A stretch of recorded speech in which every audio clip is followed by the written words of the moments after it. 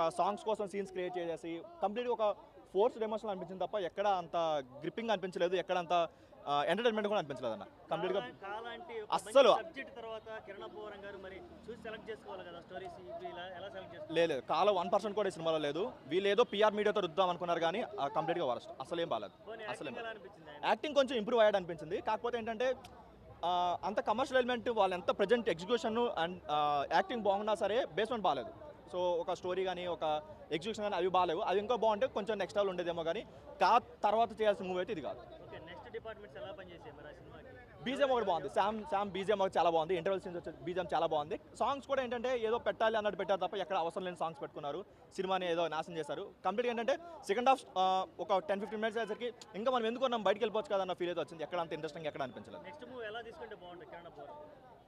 కొంచెం టైం తీసుకుని ఏంటంటే కంప్లీట్గా ఎక్కడ ఒక పాయింట్ బాగుందని కాకుండా ఒక మంచి ఎంగేజింగ్గా, సో ఫస్ట్ నుంచి లాస్ట్ వరకు తను ప్రెస్ మీట్లో కూడా చెప్పాడు కంప్లీట్గా ఎక్కడ బోర్ కొడదు అనిపిస్తుంది. కానీ ఏంటంటే సెకండ్ హాఫ్ స్టార్ట్ అయ్యేసరికి ఎప్పుడప్పుడు బయటకు వెళ్తున్న ఫీల్ అయితే వచ్చింది. ఇంకొంచెం ఎంగేజ్ స్టోరీ తీసుకొని ఇంకొంచెం బాగా తీసుకుంటే బాగుంటుంది.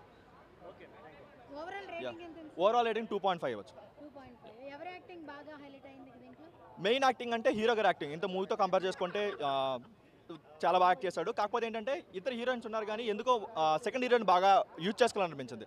వాళ్ళు పాయింట్స్ తీసుకున్నారేంటి, వాళ్ళు తీసుకున్న పాయింట్ ఒక తన ఎక్స్ వచ్చి తన పాస్ట్ని తన ప్రజెంట్ని సెట్ చేస్తుందని ఒక పాయింట్ తీసుకున్నారు. అది ఇంకొంచెం బాగా ఎగ్జిక్యూట్ చేస్తుంటే బాగుంటుంది. మన లవర్స్తో వెళ్ళినా సరే వాళ్ళ